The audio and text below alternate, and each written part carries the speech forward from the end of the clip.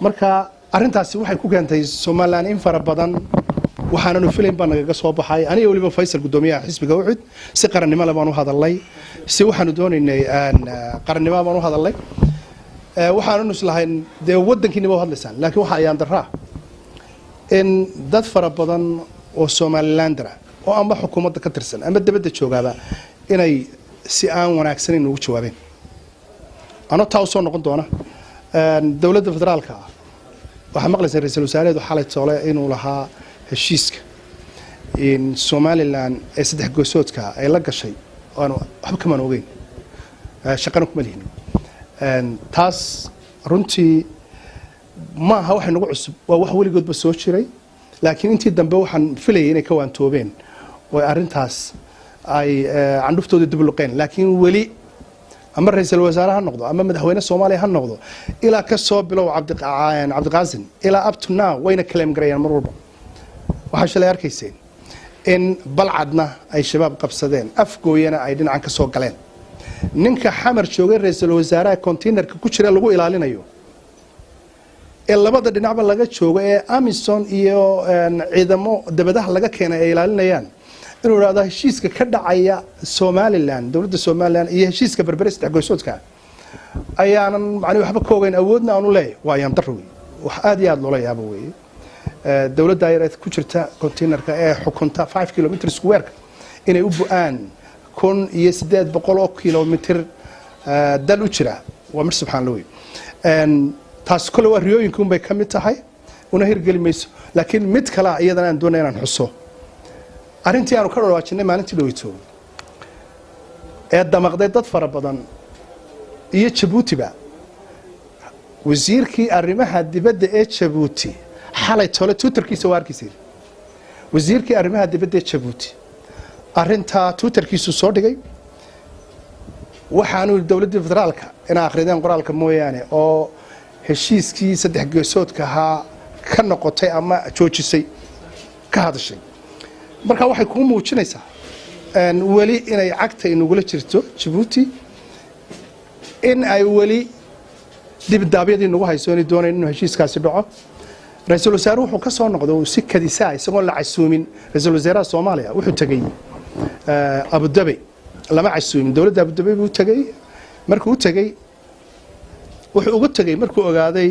wafdi ballaaran oo heshiis la saxeexanaya DP Wall inuu soo taago waa ugu mahadnaqaynaa dawladda Imaaraadku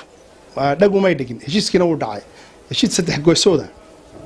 oo aad iyo aad u soo dhaweynay ugu mahadnaqaynaa dawladda cusub iyo tiimkii ka qayb qaatay wasiirada waa heshiis aan oran karo waa heshiis taariikhi ah runtii Somaliland albaab baa u furmaysan horeba u sheegnay waxaan kaloon doonayaa inaan halkan ka xuso oon dadkuna ila wadaagaan laba arrimood baan intii aan interviewga hore qabanay laba arrimood baa runtii nagu cusub labada arrimood ee nagu cusub oo aanan weligay filayn waxaan ogaaday markii aanu hadalay ee aanu niri Jabuuti baa dibindaabyo ku haysta dalkan iyo dadkan jecelna jiritaankooda inay wax noqdaan arinta DP Wall waxa uu sababa inaanay Somaliland dikad ka sameynayaan waxyaabaha aanu dadka doonayaan la wadaagno waxa kamid ah waxaanu aragnay inaynu Jabuuti qayb naga mid hostage u tahay rag wasiirka kamid ah ila soo hadlo igu yiri maxamed Omar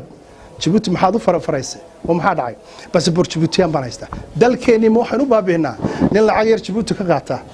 iyo nin passport Jabuuti ka haysta ayay dawladeena iyo dalkeena iyo dadkeena way u aamusan yihiin aynu aamusnaamiya ma qarnimadeena baynu u baabiinaa passport Jabuutiyan iyo Mushaar yar aynu ka qaadanayno u baabinaa dalkeena ma way jawaabto dalkan waa ogtiin waxa loo soo maray waa ogtiin halkaynu aynu ka soo qaadnay maanta meeshaynu marayno hostage u noqon mayso Somaliland passport Jabuuti iyo xiriir yar oo dhow iyo Mushaar naga dhaxay u noqon mayno suurtagal lama noqonayso waxa aad ogeydeen inta qof ee jawaabtay zafiirkeeni baa jawaabay Rashid Adandariyo wadaniya baa noo jawaabay waxa noo jawaabay ogeydeen Ali Guray waxaad moodaa ummadan waliba marka dhinac laga eego ilaa boobihii maalintan u qadaynay noo jawaabay ilaa iyo balaakigii hadlay ilaa iyo waad ogeydeen ramaaxi wax naga sheegay waxaad moodaa dad isku wada deegaan ka soo jeeda ayaad moodaa inay dawladdii ka xigsanayaan dadkii kale dawladdan tacab fara badan baa naga galay dawladdan annagaa dee musabixi iyo xukuumadda kulmiya raggii ugu firfircoonaa baan haynay saaray marka shakhsiga meel soo fadhiya ama deegaan ahaan amba beel ahaan ku difaacaya waxaan leenahay tallaabaha laga qaado oo xukuumadduna dee waa ceebayn oo kale ay ku samaynayaan dad isku wada deegaana oo hadday tahay boobe hadday tahay balaaki hadday tahay cabdifataax hadday tahay cali guri hadday tahay waxa weeyaan wax aad iyo aad faysal cali waraabe waa arkaysan wixii ku dhacayay marka haddii dawladdaydii anigu aan dhisay in layga xigsado maaha in cid gaar ay yeelato maaha in shakhsiyaad noocaas oo kale inay soo fadhiistaan maaha saaxiibka cabdifataaxna malaa annagu saaxiibtinimadu waxay dhaaftay halkii saaxiibtinimada walaalanay laakiin waa mir subxaan allah cabdifataax waxaan kala garan waayay safiirnimadii Jabuuti ee uu joogay Somaliland wuxuu u bedeshay inuu wasiir ka noqdo Jabuuti waayo uu difaacay dawladda Jabuuti uu difaacay anaga abu naaf laga deeyay aniga xilkayga wuxuu yiri markii wasiirka ka noqday golaha dhexe ka tagay waayaan dar malaa uu isma sax saaxiibkay